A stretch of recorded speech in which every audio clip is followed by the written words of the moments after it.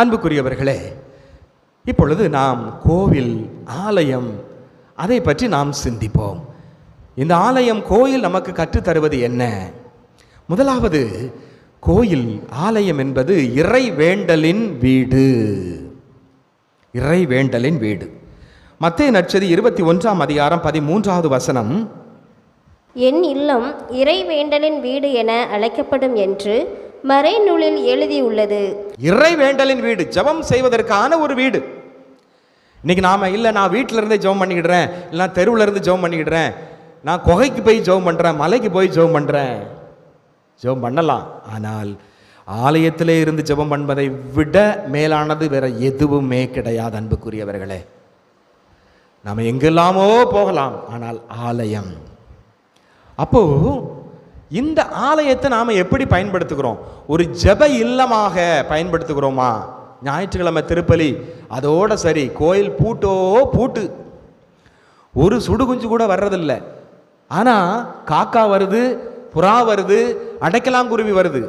அதனால தான் திருப்பாடல் ஆசிரியர் அருமையாக சொல்லுவார். திருப்பாடல் 84 அடைக்கலாம் குருவிக்கு வீடு கிடைத்துள்ளது, அப்படி பக்தன் ஏங்குவது போல் அருமையாக சொல்லுவார்.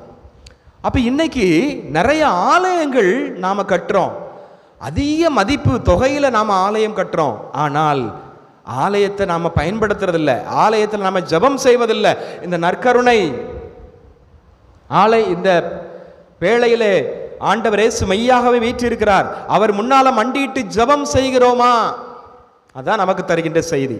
பழைய ஏற்பாட்டிலே சாலமன் அரசர் எருசலேம் ஆலயத்தை கட்டி எழுப்புகிறார். உடன்படிக்கை பேழையை எருசலேம் ஆலயத்திற்குள்ளே கொண்டு வைக்கிறார். உடன்படிக்கை பேழையில் என்ன இருக்கிறது? 3 காரியங்கள், 10 கட்டளைகள், ஆரோனின் துளிர்த்த கோல், என்ன ஒன்று, மன்னா. அப்போ உடன்படிக்கை பேழை என்பது இறைவனுடைய பிரசன்னம். அவர்கள் எங்கு சென்றாலும் அதை தூக்கி சென்றார்கள், அதற்கு கூடாரம் வைத்து கொண்டாடினார்கள். இறைவன் நம்மோடு இருக்கிறார், ஜெபம் செய்தார்கள். அது பிறகுதான் எருசலேம் ஆலயம் கட்டிய பிறகுதான் கூடாரத்தில் இருந்தது உடன்படிக்கை பேழை எருசலேம் ஆலயத்திற்கு வருகிறது. ஏனெனில் அங்கு உடன்படிக்கை பேழை ஆண்டவர் பிரசன்னமாக இருக்கிறார். அதே போல புதிய உடன்படிக்கை பேழை இந்த நற்கருணை பேழை, இங்கு ஆண்டவர் பிரசன்னமாக இருக்கிறார். எனவே நாம் ஆலயத்திலே ஜெபம் செய்ய வேண்டும். அப்போ சாலமோன் அரசர் உடன்படிக்கை பேழை வைத்து அங்கே ஜெபம் செய்கிறார். பாருங்க எவ்வளோ பெரிய ஜெபமாக இருக்கிறது. 1 அரசர் புத்தகம் 8ஆம் அதிகாரம் 21லிருந்து 61வது வசனம் வரை நீங்கள் வீட்டில் போய் வாசித்து பாருங்க. ஒரு 3 பக்கம் இருக்கும். அவ்வளோ அருமையான ஜெபம். அப்போ கோயிலை கட்டின உடனே சாலமோன் அரசர் ஜெபம் செய்தார்.